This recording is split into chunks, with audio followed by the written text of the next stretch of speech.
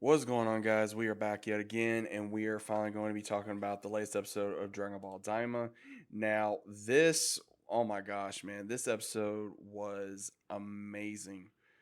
The animation style in here between Goku versus the third Tagami, oh my gosh, man, this was an amazing episode. So it goes right into Goku fighting the Tamagami, and he uses his power pole, but what's crazy is that he still is able to dodge slash redo almost everything that this entity throws at him. And when he does that, he's able to still overpower the Tamagami. And then when he breaks the hammer in half, he finally breaks it and he goes Super Saiyan and looks at him and is like, okay, let's get serious. And when they start fighting, he actually uses Kai Blast, everything else. And I mean, it was just all over. I mean, the animation, oh my God, man. Like, it blows my mind that, if Dragon Ball Super was like this, like it was with this episode, then it'd be incredible from now on. And I want more animation like this because seeing Goku finish him off with the Kamehameha and being able to show off his power not only to this guardian but also the entire townspeople to show how powerful he is, and no one really knows that they're thinking it's magic. They never heard a key, they never heard any of this, and being able to show them this is how powerful he is. And he beat him at Super Saiyan 1. So obviously he should be able to beat, or Vegeta or whoever should be able to beat the other two either at a Super Saiyan 1 level or maybe 2 if it's really fully necessary. But once he beats him, he submits to Goku and he tells him that he has one more challenge for him. And what he does is that he puts the Dragon Ball in cups and kind of does um this other thing that they would do. And and it's an old school trick, like always keep your eye on the ball and the cups are moving. That's basically what they did, and he tricks Goku almost, and Goku just goes, "Oh, it's over there," and the Dragon Ball was hovering over an old demon's head, and he still won it, and he gave respect to Goku, saying he was a fair fighter, and he liked him. And then they're starting to leave, and that's when Arinsu talks to Glorio, telling him that she letting know, hey, I know that what we're doing.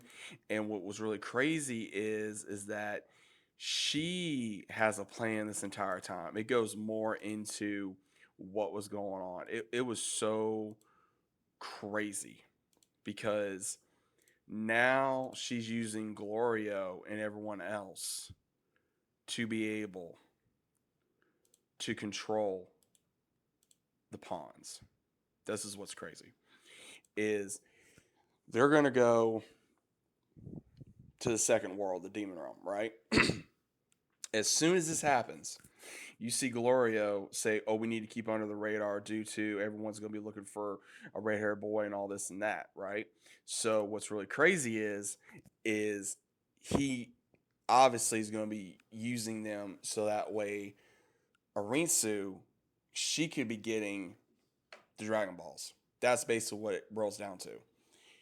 And we see, this is what's crazy.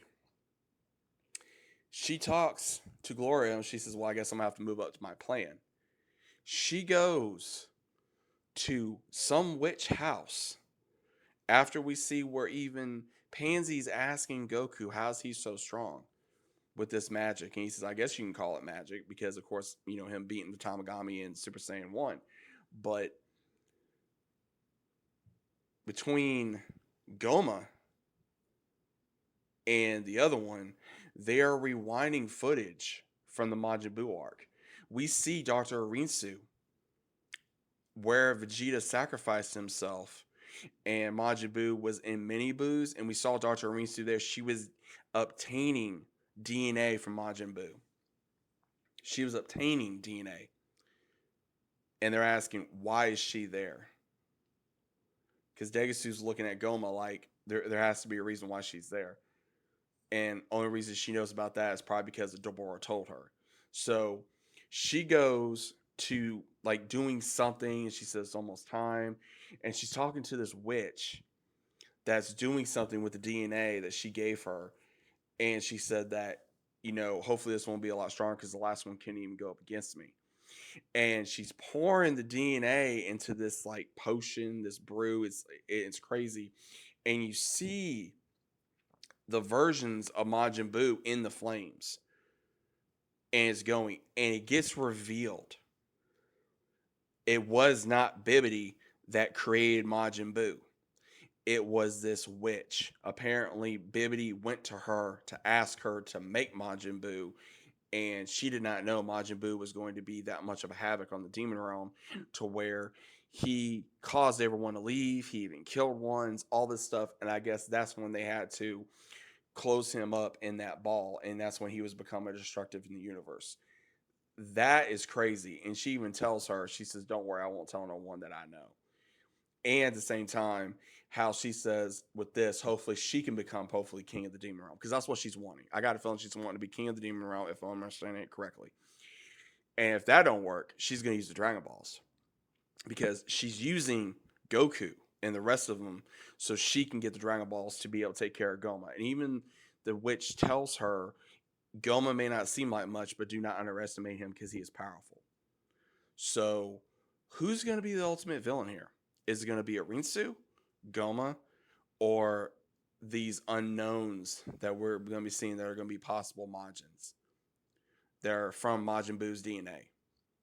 So, I'm excited for this because you even see where King Kadan calls Hypus and letting him know to meet everyone at the Warp Gate, and Vegeta does not know about that there was Dragon Balls there.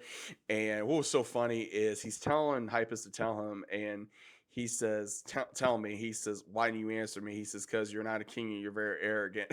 And Bulma's laughing, and so Vegeta has to say please, and he's gonna tell him about that, and that's how the episode ends. I did not want this episode to end, guys. I was so glued to my screen. I did not want this to end. I'm so excited that we got to see this fight. I'm so excited with the animation and finding out more about the Demon Realm, about Majin Buu, all this stuff, man. I mean, even with the video I made that came out for today about the hate that Dragon Ball Daima is getting, it does not deserve it. Like I said, is this the best show? No, but it's amazing to watch. More lore building, more all this other stuff. But I'm gonna tell you this right now: if every episode comes out like this in the fight scenes, Daima is gonna go do very well.